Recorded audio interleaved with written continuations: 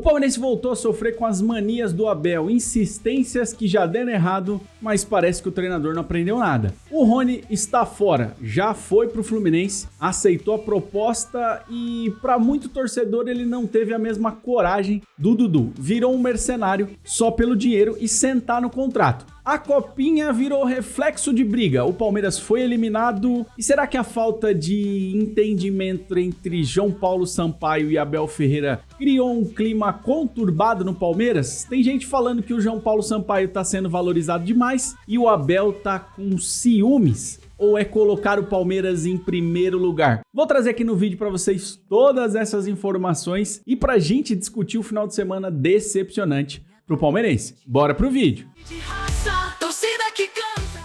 Então, pra gente já tirar o elefante da sala, o Rony, depois de muito brigar, muito insistir, a sua assessoria, né, a sua equipe de staff, muito, mas muito chato, tá? O Rony se mostrou aí um jogador bem do mais complexo, né? Muito torcedor comparando, né, depois que a Leila comparou com a saída do Dudu, mas pra mim o Rony foi pior, tá? O Rony conseguiu, o Dudu já foi tratado aí, né, vai ter a ser processado, tá, pela Leila Pereira, mas o Rony se tratou de um mercenário do nível mais baixo possível. O cara não quis aceitar a proposta e ficou falando, não, eu vou sentar no contrato, eu vou ficar aqui, eu tô tranquilo aqui onde eu tô. Com o torcedor não querendo, diretoria não querendo e até o próprio técnico não querendo o jogador e a sua equipe, né, o seu staff insistindo. Bastante rumores na mídia sobre as possibilidades de salário, né? O Rony jamais ganharia em qualquer outro clube o que ele ganha aqui no Palmeiras, que segue na casa do 1.200.000, 1 milhão e pouco por mês. O Fluminense chegou numa proposta próximo dos 700 mil e ele não aceitou. O Fluminense veio com uma nova investida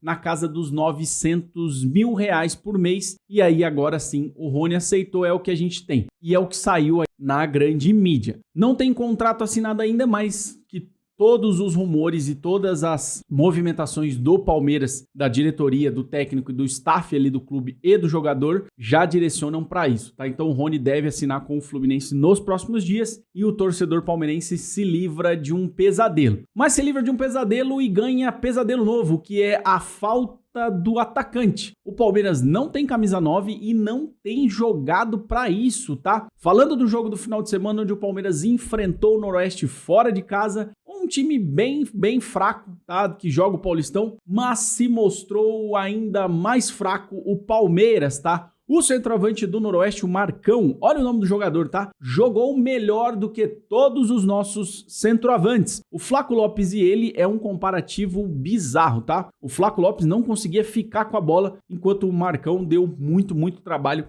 principalmente para o Gustavo Gomes. E falando do jogo, o Abel Ferreira voltou com a insistência de 2 laterais. E teve muito torcedor palmeirense falando que o Giai ia jogar de volante. Não, virou uma confusão de Giai, Mike, que não resultou em nada, simplesmente em um time completamente perdido. E se vocês analisarem o gol aí que o Palmeiras sofre, né, do Noroeste, você vai ver o Mike, o Giai e o Gustavo Gomes perdido. E sabe quem salvando a zaga? O nosso querido Benedetti, menino da base do Palmeiras, que subiu para de novo, né? Já foi assim com o Vitor Reis no ano passado, agora vai sobrar na conta do Benedetti. Muita gente criticou ele porque jogou mal o jogo e, de novo, tá? Não dá para colocar na conta do moleque. Ele tá tentando correr para todos os lados e cobrir. Por quê? Devido à insistência do Abel nessa formação que a gente sabe que não funciona, tá, aí pode vir aqui os abelizados,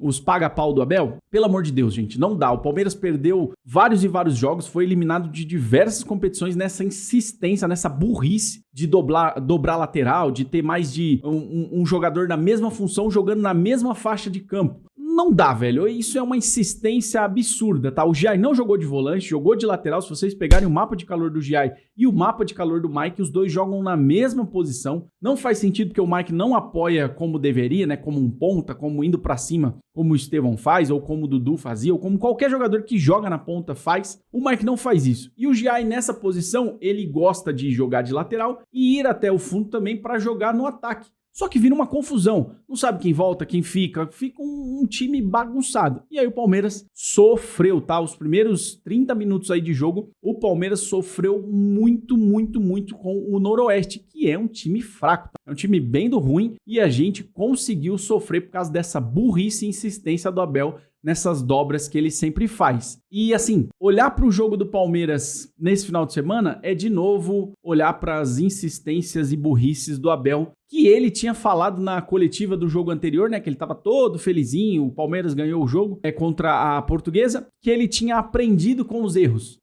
Não durou nem uma semana. Já voltou com as mesmas burrices e as mesmas insistências erradas que ele fez no ano de 2024. Volta de Mike, volta dos jogadores que a gente sabe que não renderam, tá aí no Palmeiras. Graças a Deus, a gente não vai ter o Rony. Tá aí, como eu falo do time, falta contratação, tá? Tá faltando um camisa 9, tá faltando um ponta de velocidade e, obviamente, falta gente no apoio do meio-campo para municiar os atacantes do Palmeiras, que são piada, tá? Flaco Lopes, esquece. Já dei muita oportunidade para esse cara, ele não serve para jogar no Palmeiras, como o Rony também não servia. E falando do time principal, né? Como eu falei que foi um final de semana de decepção pro torcedor, no domingo à noite o palmeirense teve outra decepção, que foi a eliminação na Copinha. Um jogão, tá? Foi um jogo bem legal de assistir, um 3-2 pro Grêmio, mas o Palmeiras foi eliminado da Copinha e aí surgiu uma polêmica de bastidor. Será que o Abel Ferreira tem ciúmes do João Paulo Sampaio? Por que eu tô falando disso? O Palmeiras, no meio de uma possibilidade meio louca, tá? O Palmeiras tinha um grande time que começou a Copinha ganhando de 9-0. E fez o quê? Subiu 5, 6 jogadores que estavam na Copinha para o elenco profissional para disputar o Paulistão na sua primeira e segunda rodada. Fez alguma diferença isso? Ou foi só um jeito de minar a alegria do torcedor da base? De minar o time da base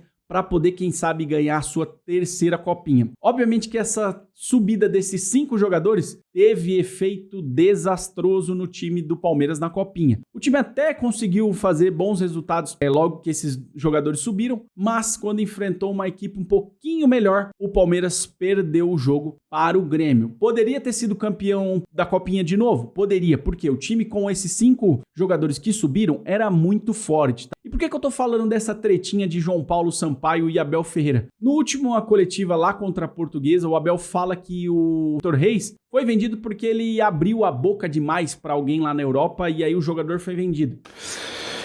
Olha, falando-te do Vitor, a formação tem um papel e a equipa principal e a comissão técnica da equipa principal tem outro papel. Ele vale 35 milhões porque jogou na equipa principal.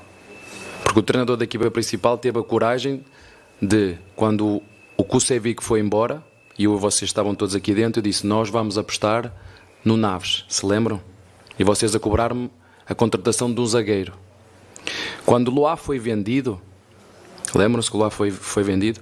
Eu vim aqui e disse o quê? Não, vamos arriscar, preciso ter coragem. E isso tem que ser dito. E nós apostamos no Vitor. O Vitor, em 2023, para quem não se lembra, fez a pré-época connosco. Isto é um trabalho que é feito, a base faz o trabalho dela. A equipa profissional faz aquilo que o valoriza. De ser vendido por 10, por 7 ou por 35.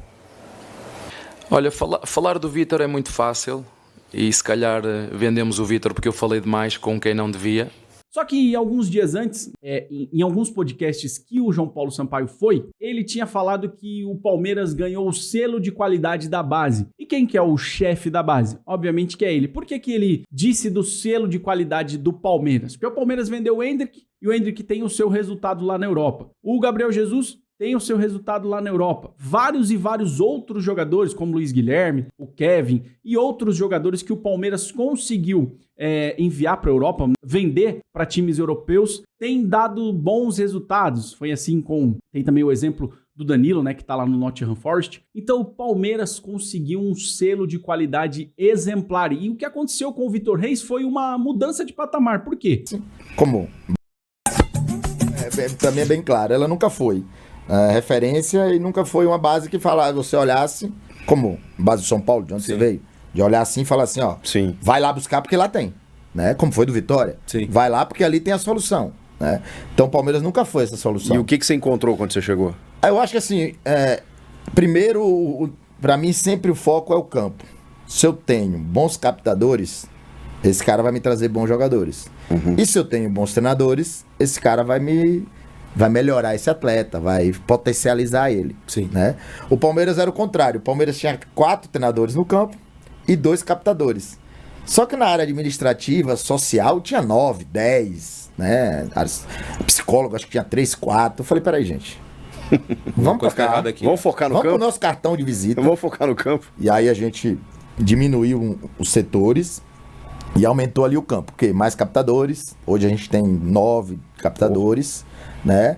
Treinadores hoje a gente tem 12. Estão aí viajando. Isso aí. Estão rodando. Rodando aí, monitorando. Isso aí. E dentro do campo, 12 treinadores que também fazem captação. Né? Sim. Todo mundo lá faz captação. Todo mundo lá sabe que nosso foco é esse. E aí os treinadores hoje estão lá para trabalhar individualmente o menino, para dar aquele trabalho analítico mesmo. Sim. Não é para ver aquele treino que Guardiola deu, ou que o Bayern de Munique fez, que o Real Madrid. Não. O treino que vai melhorar o jogador. Tinha umas coisas meio fora da realidade, assim, Total. então, quando você chegou, né? Total. E você mudou também o material humano que você tinha ali?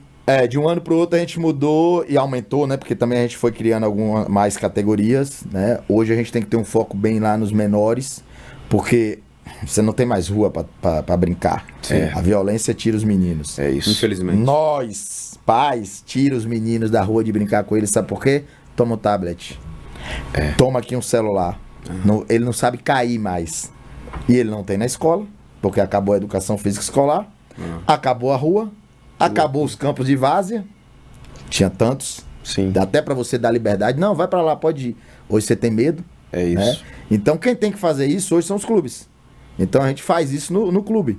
Com 10, 11 anos, o menino chega lá, é pra ele brincar. Futevôlei, campo de barro, que a gente tem um campo de barro lá pra isso. Permaneceu, né? Isso, tem o campo de Muito barro legal pra essa isso. atitude, sim. E nesse dia tem uma placa lá, proibido treinadores, só formadores.